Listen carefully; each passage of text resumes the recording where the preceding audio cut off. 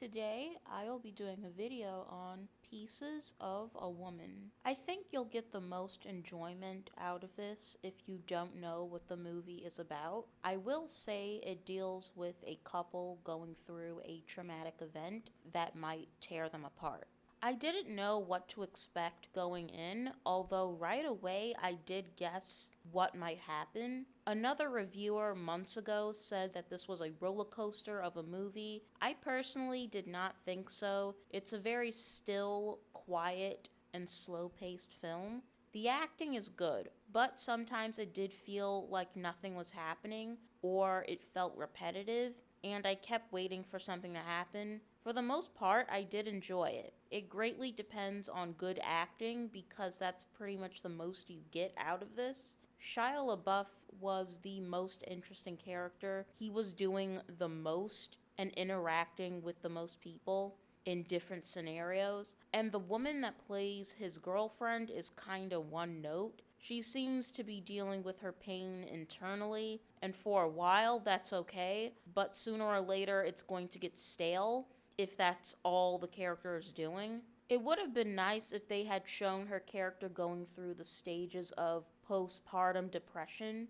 They do show some signs, but it was glossed over. It would have been better to see the physical stress on top of the emotional, because after women give birth, they do have a lot of things going on with their bodies. And so, dealing with the drama she's dealing with, but also the physical stress of what it's like after giving birth, I think that would have been very interesting to watch and how she deals with that. The ending really pissed me off during the courtroom scene. If you haven't watched the movie, you can turn the video off right now because I have to talk about this. I thought the midwife was fully responsible for what had happened. No, I don't think she intended to cause any harm, but her actions were negligent, and she should never be able to work as a midwife ever again. She kept assuring the husband that everything was fine and that they can call 911 later if things escalate.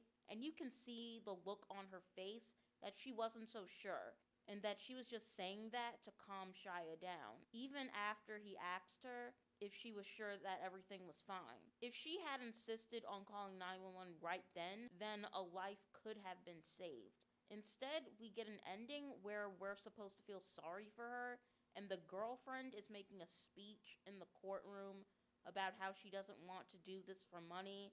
Okay, fine, don't get paid if you don't want to get paid. But that woman was still in the wrong, and she should be held accountable. It doesn't matter what her intentions were, she was still irresponsible. And I had a feeling that the ending was gonna piss me off, because the girlfriend does seem like a passive nitwit who learned nothing after Shia smacked her or tried to force sex on her. And I'm nitpicking at this point, but some things about her just annoyed me in general.